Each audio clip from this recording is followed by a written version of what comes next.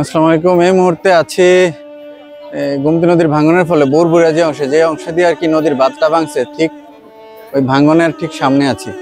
আমার পিছনে দেখেন একটা বাড়ি একদম ভাঙনের সামনে পড়ছিল আর কি। বাড়িটার একদম অবস্থা ভয়াবহ। এদিকে যত গ্রাম আছে সব মোটামুটি ভালোভাবে প্লাবিত হয়েছে। এই পানিটাই বুড়িচংয়ের বিস্তীর্ণ এলাকা প্লাবিত করছে, যার ফলে বুড়িচংয়ের এদিক দিয়ে 50 থেকে 60টা গ্রাম আর কি, 50 থেকে 60টা আরও বেশি, তার চেয়ে বেশি লাখো মানুষ, 4-5-6টা ইউনিয়ন এবং বিভিন্ন উপজেলা সহ বিভিন্ন অংশ সমানভাবে ক্ষতিগ্রস্ত হয়েছে। বন্যার পানির বর্তমান অবস্থাটা একটু দেখেন যে নদীতে কি পরিমাণ পানি। এই যে পানির স্রোত, এই পানিতে, বন্যার পানিতে আশেপাশে যারা আছে তারা আর কি মাছ ধরতেছে এখন। আর বাঁধটা যে অংশ দিয়ে ভাঙছে সেই অংশটা একটু আপনাদের সাথে শেয়ার করি, যে পানি কিভাবে পানিতে ঢুকতেছে এটা তো আপনারা দেখলেনই। ভাঙ্গা অংশটা একটু দেখাই।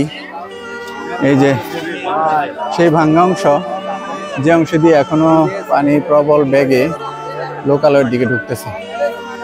তো যেটা হয়েছে, আমরা তো স্বতঃস্ফূর্তভাবে আমাদের আশেপাশের যত গ্রাম আছে সব গ্রাম, কুমিল্লা অঞ্চলের যত গ্রাম কিংবা কুমিল্লার বাইরেরও যত গ্রাম আছে সবাই আলাদা আলাদাভাবে ত্রাণ দিচ্ছে। বিভিন্ন গ্রুপ অফ কোম্পানি ত্রাণ দিচ্ছে, বিভিন্ন এনজিও ত্রাণ দিচ্ছে।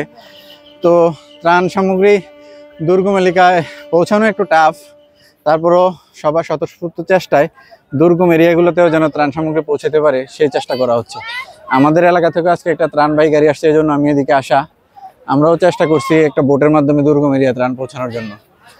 আর যেটা হয়েছে, আমরা যেভাবে স্বতঃস্ফূর্তভাবে এখন এগিয়ে আসছি, এই স্বতঃস্ফূর্ত ধারাটা আমাদের অব্যাহত রাখতে হবে বন্যা পরবর্তী সময় পুনর্বাসনের সময়ও।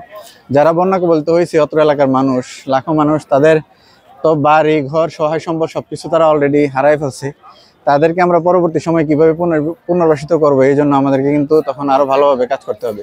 পুনর্বাসনটা কিন্তু বড় একটা চ্যালেঞ্জ। তারা কিন্তু অলরেডি বন্যার মধ্যে সবকিছু তারা হারাই ফেলছে। তাদের এই যে ক্ষতিগ্রস্তর হাত থেকে যদি আমরা তাদেরকে রক্ষা করতে চাই, পরবর্তী সময় যদি আমরা তাদেরকে হেল্প না করি, তারা কিন্তু পুনর্বাসিত হতে পারবে না। তাদের জীবনযাত্রার মান কিন্তু তারা দরিদ্র সীমার নিচে চলে যাবে। তো এই জন্য পরবর্তী সময়ে আমাদের বন্যা দুর্গতদের পাশে আমরা এখন যেভাবে এগিয়ে আসছি, আমরা পরবর্তী সময়েও এই দুর্গতদের পাশে থাকবো এবং পুনর্বাসনের জন্য আমরা এগিয়ে আসবো ইনশাল্লাহ। ঠিক আছে, সবাই ভালো থাকেন। বরবুরি অংশ থেকে ভিডিওটা শেষ করলাম।